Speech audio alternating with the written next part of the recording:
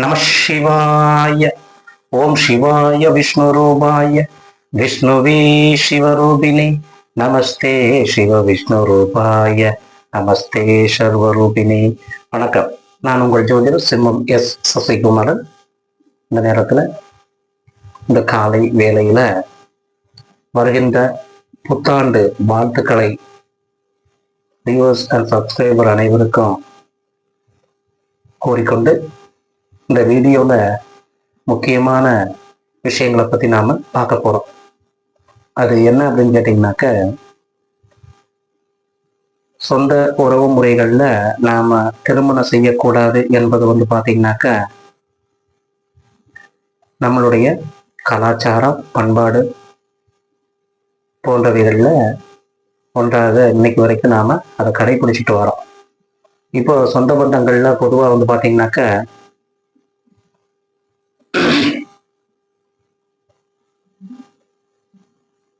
உறவின் முறையில இப்போ ஒரு குடும்பத்தில் இருக்கக்கூடிய சகோதரியின் மகளை சகோதரனுடைய தம்பிக்கு திருமணம் செய்து வைப்பதனால் ஏற்படக்கூடிய பிரச்சனைகள், அந்த உறவு முறைகள்ல, அதாவது சொந்த தாய் மாமனவே திருமணம் செய்யும் போது ஏற்படக்கூடிய பிரச்சனைகள் என்னென்ன அப்படிங்கிறத அறிவியல் ரீதியாகவும் ஆன்மீக ரீதியாகவும் ஜோதிட ரீதியாக நாம அது என்னன்னு பார்க்க போறோம். அது எப்படின்னு கேட்டீங்கன்னாக்க, நம்ம ஏற்கனவே சொன்ன மாதிரி நம்முடைய தமிழர்கள் பண்பாடு என்ன கேட்டீங்கன்னாக்க, திருமணம் அப்படின்னு நம்ம ஒரு விஷயத்த நம்ம எடுக்கும்போது சகோதரன் சகோதரி அந்த மாதிரி இருக்கக்கூடிய விஷயங்களை நம்ம எப்பவுமே நீக்கி வச்சிருவோம். சகோதர முறை வருது, சகோதரியினுடைய முறை வருது அப்படின்னாக்க அந்த முறை நமக்கு ஏற்புடையதல்ல என்பதை நம்ம பார்த்தீங்கன்னாக்க அதை கொஞ்சம் தள்ளி நிறுத்தி வச்சிருவோம். அதை விளக்கிட்டு தான் அடுத்து நம்ம இருக்கக்கூடிய அந்த விஷயங்களுக்கு நாம போவோம். அது எப்படின்னு கேட்டீங்கன்னா, முதல்ல நம்ம வளர்க்கக்கூடியது சகோதரன் சகோதரிகளை. நமக்கு முறையில வரக்கூடிய சகோதரன் சகோதரி முறை அப்படின்னாக்க தங்கச்சி முறை அக்கா முறை அப்படின்னு சொல்லிட்டு நாம அதை வளர்க்கிடுவோம். அது போலதான் குடும்பத்தில் இருக்கக்கூடிய விஷயங்களும். அப்படியே நம்ம இருக்கும்போது இந்த மாமன் முறை தாய் மாமன் முறை உறவினர் முறையில நம்ம திருமணம் செய்யும் போது, அந்த திருமணம் முடிந்து குழந்தை பிறப்பு ஏற்படும் போது அந்த குழந்தைகளுக்கு ஏற்படக்கூடிய பிரச்சனைகள், ஒரே ஜீன்ல வரக்கூடிய அந்த பிரச்சனைகள் அந்த குழந்தையை பாதிக்கும். இப்போ 1970 காலகட்டங்கள் எல்லாம் பார்த்தீங்கன்னா, 70-80 காலகட்டங்கள்ல இந்த மாதிரி முறைகள்ல இருந்தது. தாய் மாமனையே திருமணம் செஞ்சுக்குவாங்க, சொந்த தாய் மாமனை திருமணம் பண்ணிடுவாங்க, இல்லை அந்த மாதிரி குடும்பத்துல ஏற்பாடு செஞ்சு அந்த உறவின் முறைக்குள்ளேயே திருமணம் செய்யக்கூடிய அந்த விஷயங்கள்லாம் நிறைய இருந்துகிட்டு இருந்தது. இப்போ இந்த காலகட்டங்கள்ல அதெல்லாம் மக்கள் நிறையவே தெரிஞ்சுக்கிட்டு அந்த மாதிரி இருக்கக்கூடிய விஷயங்களை கொஞ்சம் தள்ளி வச்சுக்கிறாங்க. ஏன்னா அவங்க நேரடியா பாக்குறாங்க, இந்த மாதிரி விஷயங்கள்லாம் நேரடியா பாக்குறாங்க, எந்த மாதிரியான பிரச்சனைகள்லாம் வரும் அப்படிங்கிறத அவங்க பாக்குறாங்க.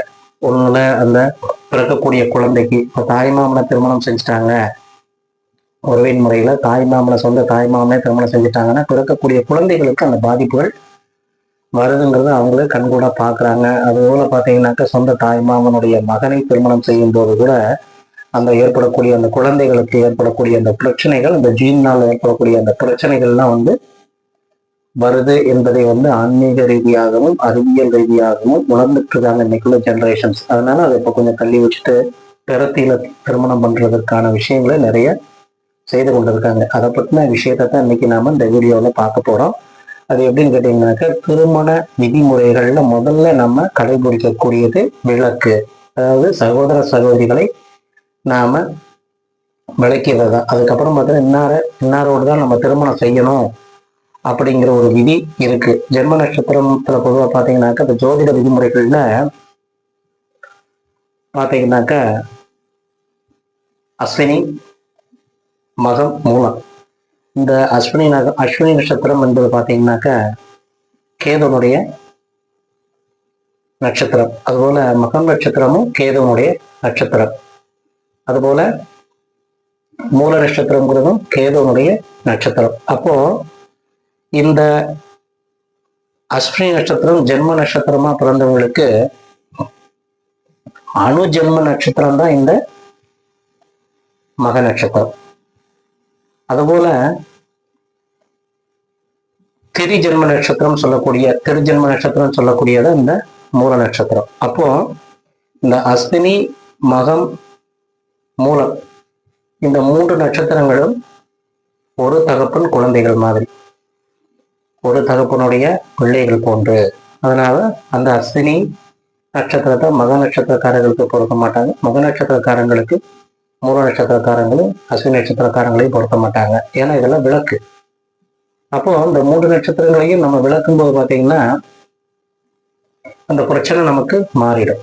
பொதுவாக சகோதரன் சகோதரி மாதிரி அஸ்வினி மகம் மூலம் என்பது பார்த்தீங்கன்னா ஒரே தகப்பனுடைய ஒரே தாயாருடைய குழந்தைகள் போன்றது. அதனால அந்த நட்சத்திரங்கள் இருக்கக்கூடிய இதை நம்ம விளக்கிடுவோம். விளக்குனாத்தான் இந்த மாதிரியான பிரச்சனைகள், ஜீன்கள் மூலமா வரக்கூடிய அந்த குறைபாடுகள், அந்த குழந்தைகளுக்கு ஏற்படக்கூடிய அந்த குறைபாடுகளுடைய பிரச்சனைகளை முற்றிலுமாக விளக்க முடியும் அப்படிங்கிறது எனக்கு கணக்கு. அதுபோல இந்த அஸ்வினி நட்சத்திரத்துக்கு பங்காளி நட்சத்திரம் சொல்லக்கூடியது பார்த்தீங்கன்னாக்க ஆயில்யம், கேட்டை, ரேவதி. இதுவும் சகோதரத்துவத்துல தான் வரும். எப்படின்னு கேட்டீங்கன்னாக்க திருமண பொருத்தங்கள்ல ரஜ்ஜு பொருத்தம்னு ஒண்ணு இருக்கு. இந்த ரஜ்ஜு பொருத்தம் பார்த்தீங்கன்னாக்க கேது பாதத்துடைய ரஜ்ஜு வரும், அது மாதிரி புதனும் பாதத்தினுடைய ரஜ்ஜு வரும். அப்போ கேது என்பது பார்த்தீங்கன்னா ஏறுமுகமாகவும் பாத ரஜ்ஜுவாகவும், புதன் என்பது இறங்கு முக பாத ரஜ்ஜுவாகவும் வரும். அப்போ இந்த அஸ்வினி மகம் மூலத்துக்கு ஆயில்யம், கேட்டை, ரேவதி நட்சத்திரம் என்பது பார்த்தீங்கன்னாக்க பங்காளி முறை. அதனால அந்த நட்சத்திரத்தையும் அதுல இருந்து விளக்கிடுவாங்க. இப்போ மூல நட்சத்திரக்காரங்களுக்கு ஆயில்ய நட்சத்திரத்தை சேர்க்கும் போது இந்த பிரச்சனைகள்லாம் வந்துடும். இந்த குறைபாடு உள்ள பிரச்சனைகள் அதெல்லாம் வந்துடும். இப்போ இதெல்லாம் நம்ம கண்கூட பார்க்குறோம். நிறைய ஜாதகங்களை நம்ம ஆய்வு பண்றோம். ஆய்வு பண்ணும்போது பார்த்தீங்கன்னா இந்த மாதிரி பிரச்சனைகள்லாம் இருக்கு.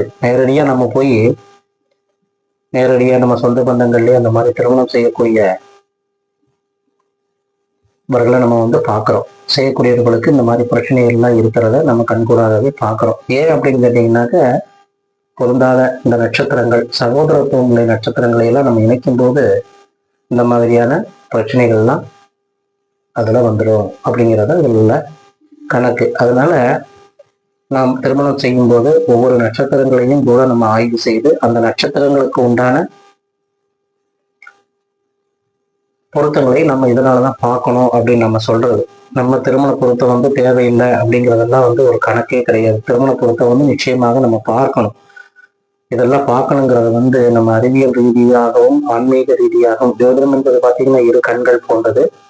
அதுல ஆன்மீகம், அறிவியல் என்பது நம்ம 2 கண்கள் போன்றது. அதை நம்ம கவனத்துல எடுத்துக்கிட்டு அறிவியல் ரீதியாகவும் ஆன்மீக ரீதியாகவும் இந்த அணுகுமுறையை நாம் செய்ய வேண்டும். அப்பதான் ஒவ்வொரு விஷயங்களும் நமக்கு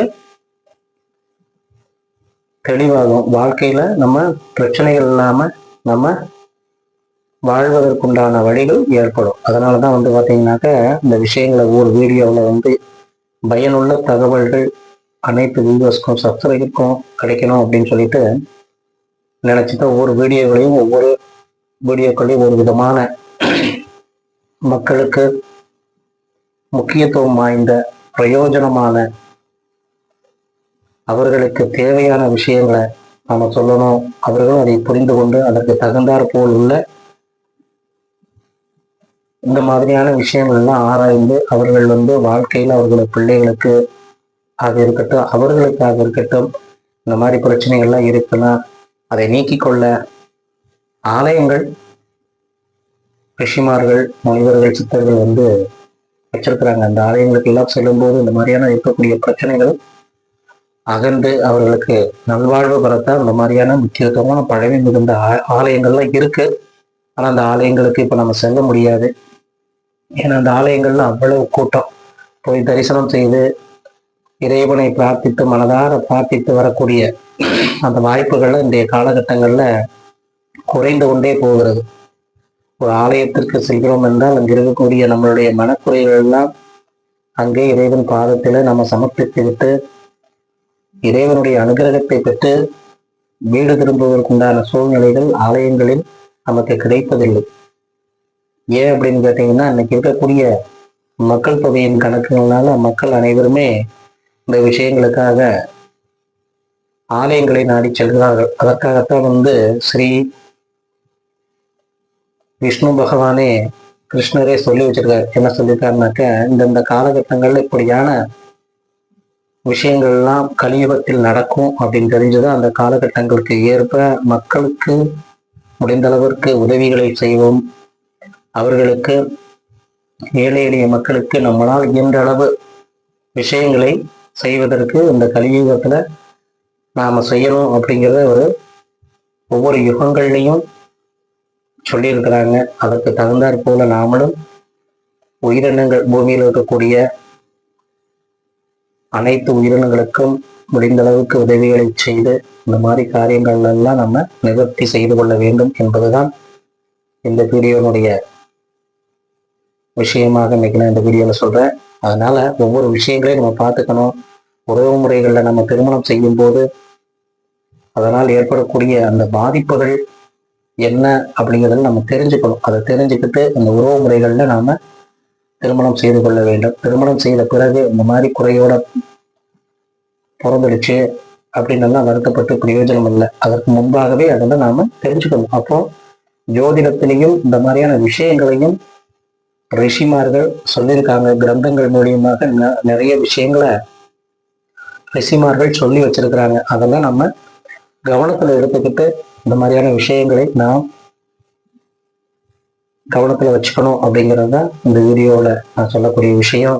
வியூவர்ஸ் அண்ட் சப்ஸ்கிரைபர் அனைவருக்கும் மறுபடியும் புத்தாண்டு வாழ்த்துக்களை கூறிக்கொள்கிறேன். அதுபோல இந்த வீடியோ பிடிச்சிருந்தா லைக் பண்ணுங்க, சப்ஸ்கிரைப் பண்ணாதவங்க சப்ஸ்கிரைப் பண்ணுங்க, ஷேர் பண்ணாதவங்க ஷேர் பண்ணுங்க. இந்த வீடியோக்கள் உங்களை போன்று மற்றவர்களுக்கும் பிரயோஜனமாக இருக்கும் அப்படின்னு நீங்க நினைச்சீங்கன்னாக்க உங்களுடைய உறவினர்களுக்கும் உங்களுடைய நண்பர்களுக்கும் பகிர்ந்து இது போன்ற விஷயங்களை அவர்களுக்கும்